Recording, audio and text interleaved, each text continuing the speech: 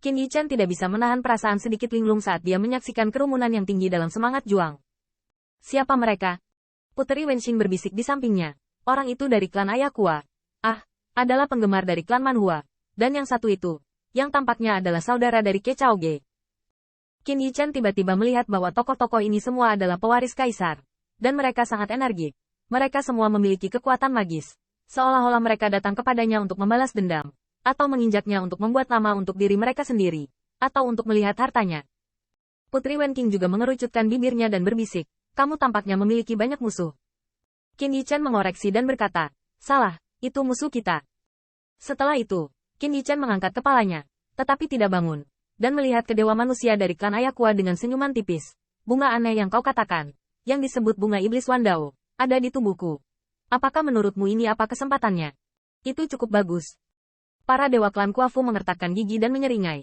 Sayangnya, seperti artefak kekaisaran Bihai, saya membiarkan Anda mengambilnya dan menyerahkannya. Jika Anda adalah penipu dunia, Anda pantas memiliki artefak kekaisaran? Qin Yichan tidak terburu-buru dan berkata, saya ingin senjata kekaisaran saya. Tidak masalah. Lalu apakah Anda memiliki senjata kekaisaran? Atau apakah itu kesempatan yang setara? Para dewa dari klan Ayakua memerah. Aku klan Ayakua juga seorang kaisar. Tentu saja ada senjata kekaisaran. Jangan bicara omong kosong. Apakah kamu bertarung atau tidak? Qin Yichan tersenyum tanpa berkurang. Kalau begitu jika aku mengalahkanmu, dapatkah senjata kekaisaran Ling Clan juga milikku? Manusia dewa klan Kuafu terkejut, merasakan tatapan dari sekelilingnya. Dia tidak bisa berkata-kata. Di mana dia bisa menjadi penguasa senjata kekaisaran? Pinjam senjata kekaisaran dari Patriark untuk menggagalkan semangat istana Kaisar Ke. Masih oke untuk menginjak dewa pedang bawaan untuk menjadi terkenal. Tetapi jika Anda kalah, Anda akan membayar untuk senjata dewa. Patriark takut dia lebih suka membiarkan dia kehilangan nyawanya. Melihat kembali ke Qin Yichan, dia tenang dan tenang, seolah hanya menunggu lawan mengangguk dan setuju, maka dia akan berkelahi. Celah seperti itu menyebabkan sedikit perubahan dalam ekspresi banyak kaisar yang kuat. Dewa pedang bawaan tidak berani malu-malu, dia juga tidak mengatakan bahwa dia tidak berani bertaruh pada dewa atau bunga ajaib, tetapi mereka tidak berani setuju. Setelah terdiam beberapa saat, dewa-dewa dari suku Ayakua tiba-tiba menjadi marah dan menjadi marah. Feng Tianxing, kamu tidak di sini untuk kepentingan lidahmu. Aku tidak akan pernah kalah. Saya pikir kamu takut pada kepala dan ekormu. Qin Yichan tiba-tiba mencibir. Karena kamu pikir kamu tidak akan kalah. Bagaimana dengan bertaruh pada senjata kekaisaran? Saat berbicara, Qin Yichan menunjukkan ekspresi idiot. Karena Anda pikir Anda akan memenangkan taruhan ini, mengapa Anda tidak berani mempertaruhkan chip Anda? Qin Yichan mencibir dan menggelengkan kepalanya. Seolah-olah dia mengatakan bahwa keberadaan di depannya ini bahkan tidak memenuhi syarat untuk melawannya. Para dewa suku Kuafu memiliki wajah yang mengerikan, tetapi mereka berada di istana suku Kaisar Ke, dan mereka tidak berani main-main. Apalagi orang-orang yang cerdas dapat melihat bahwa ketika mereka bahkan tidak berani memasang taruhan, hasilnya sudah diketahui. Adapun Anda, Qin Yichan memandang pria kuat dari klan Tianque, dan perlahan menggelengkan kepalanya. Aku tidak berani melawanmu. Hari itu, ahli klan burung mendengar kata-kata itu. Tiba-tiba mengangkat kepalanya, seperti burung merak, wajahnya penuh kemenangan. Dan benar saja, pedang bawaan ini membuat takut kaisar-kaisar lainnya oke. Di depannya, wujud aslinya segera terungkap. Tetapi ahli klan surgawi tidak berniat untuk membiarkan Qin Yichan pergi, dan berkata sambil mencibir, ini bukan untukmu. Sekarang di sini, pesta ulang tahun ayahku bukan untuk kamu makan. Qin Yichan menggelengkan kepalanya lagi, yang mulia telah salah paham. Saya tidak berani melawan Anda, tetapi saya tidak berani membunuh Anda. Terakhir kali aku membunuh Ke Chaoge, aku dibunuh oleh orang kuat di Anbe. Meskipun pada akhirnya merekalah yang mati. Setelah kata-kata itu selesai, Qin Yichan sepertinya memikirkan sesuatu, dan menambahkan, oh tidak, itu adalah master yang menyamar sebagai bagian gelap dari langit. Apa katamu? Tanda seru. Klan surgawi yang kuat sangat marah, dan dia tidak berani melawan dirinya sendiri bersama, karena dia takut dia akan bunuh diri dan menarik balas dendam dari surga. Di mata dewa pedang Xiantian ini, dia pasti akan mati dalam pertempuran dengannya. Sombong. Pelanggaran hukum yang arogan.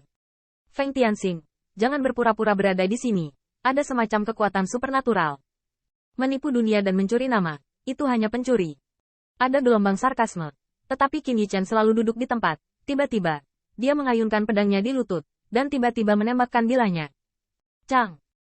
Bila pedang yang tampaknya menjentikkan itu menyebabkan banyak orang kuat mematahkan gigi mereka dan menutupi telinga mereka. Dan bagi yang lebih lemah, darah para dewa dan iblis sudah mengalir dari jari yang menutupi telinga. Qin Yichen mendorong lututnya untuk mengibaskan pisau. Tidak pernah bangkit. Melihat sekeliling, sudut mulutnya mencibir secara bertahap.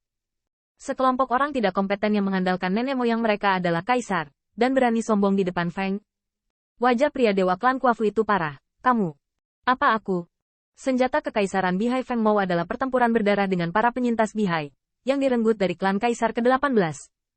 Kamu ingin bertarung sendirian dengan Feng Mou. Apakah kamu memenuhi syarat? Qin Yichen perlahan tersenyum leng. Juga, saya benar-benar ingat Anda. Lik Daksu, Anda juga pergi ke klan ayah Kua. Ketika Anda merampok bunga Wandao dengan monster kuno, Anda takut kepala dan ekor Anda. Sekarang bunga Dao dibawa kembali oleh Feng. Anda tidak mau. Rasakan bahwa ada kesempatan lain. Dao Hua harus menjadi milikmu, bukan? HMPH, saya benar-benar memiliki kemampuan untuk melakukannya ketika saya berada di pasar Jalan Lik, di mana saya perlu kentut di sini. Wajah Dewi Kuafu menjadi sangat merah ketika dia dimarahi. Dan dia tiba-tiba melambaikan tinjunya dan berteriak dengan aneh. Pisau pencuri, aku ingin menghancurkanmu menjadi potongan. Aku melihat manusia dewa klan Kuafu menyerang dengan tinju. Kekuatannya berat, dan pukulannya cukup untuk menyebabkan langit runtuh. Tetapi Qin Yichen tidak bergerak sama sekali. Dan kemudian dengan ringan menjentikkan bilahnya. Kiang. Ketika pedang Ming tiba-tiba muncul, ada sinar cahaya pedang yang terbang di sepanjang Qin Yichen. Cahaya pedang itu tampaknya sama lemahnya dengan kunang-kunang. Tetapi ketika klan ayah Kua melakukan kontak dengannya, hancurkan tinjunya dengan mudah hingga tetap berada di depan lehernya. Tanda seru.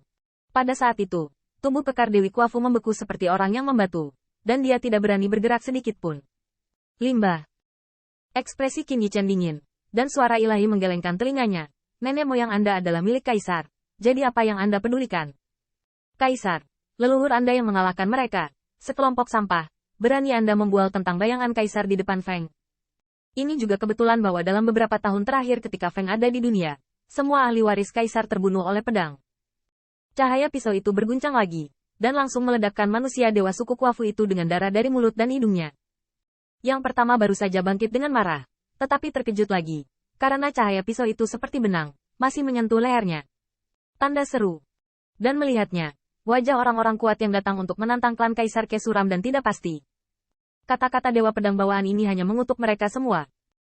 Namun, menyaksikan nasib para dewa klan Kuafu, hanya ada sedikit orang yang berani marah pada para dewa dan murid sihir, dan lebih dari itu adalah sentuhan panik. Karena tidak sampai dewa pedang bawaan berbicara dengan dingin, mereka tiba-tiba teringat bahwa ketika yang pertama kali memasuki dunia, dia berada di alam kaisar dewa. Tetapi dia datang dengan cara ini dan membunuh sepanjang jalan. Bukan tentara surga yang membunuh, atau keturunan kaisar.